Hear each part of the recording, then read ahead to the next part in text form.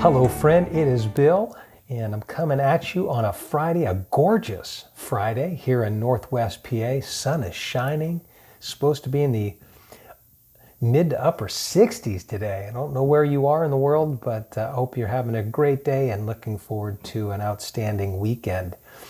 We are continuing our series through the book, Ryan Holiday's book, Ego is the Enemy, and today we're looking at chapter 2, and the title is Talk, Talk, Talk. Something I'm really good at. That's why these videos are really long, right? But in this chapter, Ryan tells a really cool story about a 1934 governor's race. And one of the candidates was a gentleman by the name of Upton Sinclair. And Upton Sinclair had these great aspirations of being the governor of California. And he literally wrote a book entitled I, the Governor of California, and How I Ended Poverty. The only thing is he wrote the book before he became governor. And while the book went on to be a bestseller, he got crushed in the election. It's one thing to talk a good game, right? It's another thing to actually do the deeds. And I love the quote that the chapter starts with by Lao Tsu, which simply says, "Those who know do not speak. Those who speak do not know." We've all run into people like that, right? It reminds me of a proverb in the book of Proverbs that says, "Even a fool is thought wise when he does not open his mouth." It's easy to talk a good game, right? I mean, talk is cheap. Talk is easy. But when it comes to living lives of significance and fulfilling our purpose, it comes down to doing the deeds. Investing our energies, not in talking, but in doing the things that are going to lead to the legacy, the life that I want to live. One of my favorite quotes related to this is one by Teddy Roosevelt, which was after he was the president of the United States. It was a speech he gave in France.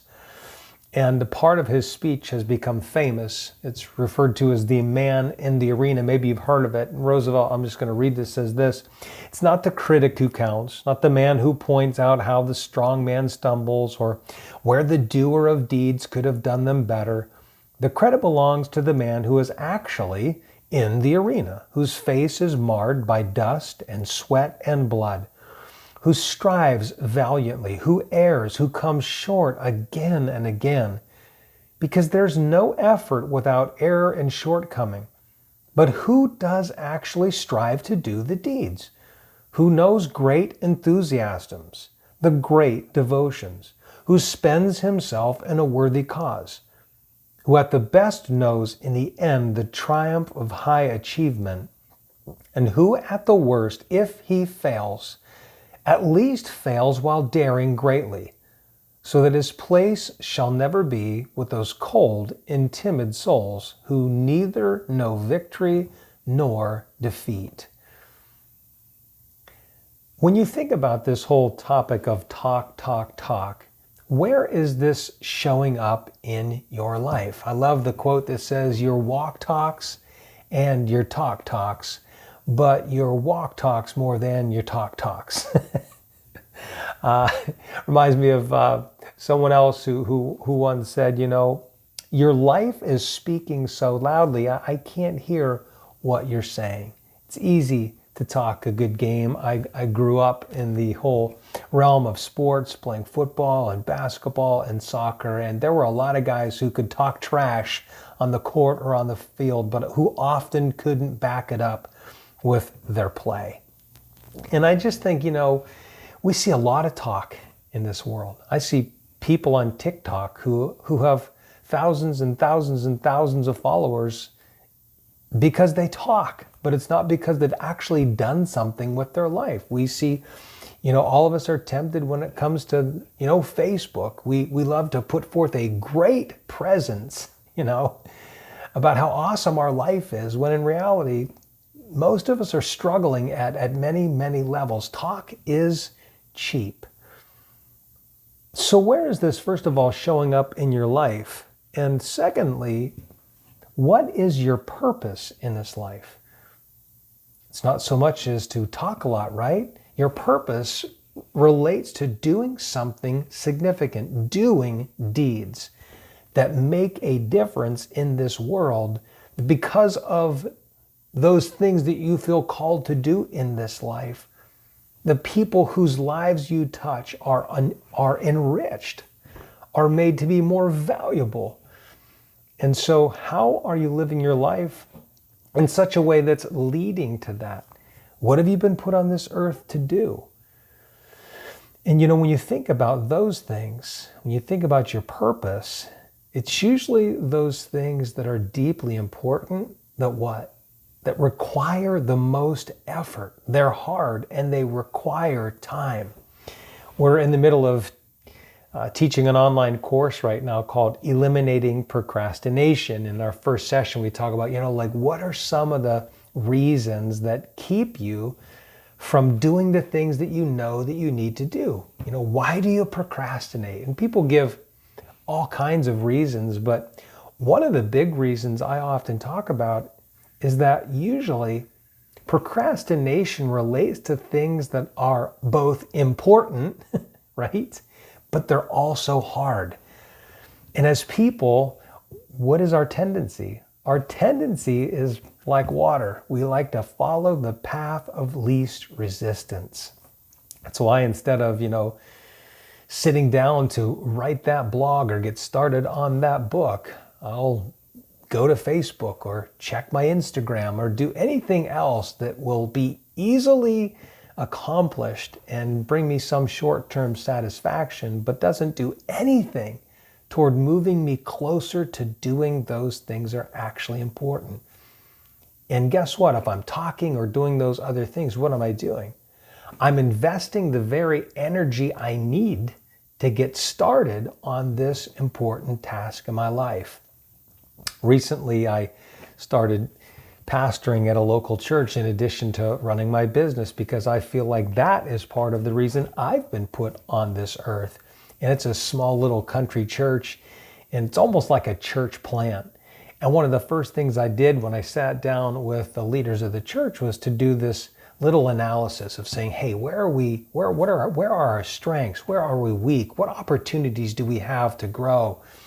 And we walked through that, and one of the things that we realized is that our church is located on a road that gets all kinds of traffic, and people drive by it every day, but it's almost like it's invisible. Many people think the church is just kind of dead. And so we said, hey, we've got to do some things to let the community know that, hey, we're here, we're alive and well, and we'd love to start building a relationship with you. And one of the ideas that came out of that was to do this series of, we called it Free Coffee Friday, where every week on a Friday morning from 6:30 to 8:30, we were just going to create a drive-through service for people going past the church on their way to work, on their way to school, where they could stop in and we could just wave, love on them, give them a hot cup of great, fresh Dunkin' Donuts coffee, because really good coffee is important, or a cup of hot chocolate and a cookie from a lady who owns a cookie store, a bakery in our church. And it has been really awesome. This morning was week 3, and it's really starting to grow and build. But when I first thought about launching that, I was like, oh, I don't feel like doing this. Why? Because even though I knew it was going to be really important and really significant, and I thought that would be something that would have great impact for our church and community, I knew it was going to be hard. And it was really difficult for me to get started on top of everything else I have going on in my life. So what did I do? Well, I just got started. I sat down and I just checked off and wrote down a list of all the things that needed to happen in order to make that event ultimately become a reality. And I timelined it out and I just got started. Talk is cheap, and we all have aspirations for our lives. And we can talk aloud about those things that we want to do, those goals that we have, those things that we want to accomplish with our lives. But to what extent have you actually taken steps to actually do those things? I want to encourage you this week. You have one and only one life. Start taking some of that talking energy and transfer it into doing energy. And start moving forward in those things that you have been put on this earth to do. Let's do the deeds together this week. Have a great Friday and a great weekend. We'll talk to you next week. Bye-bye.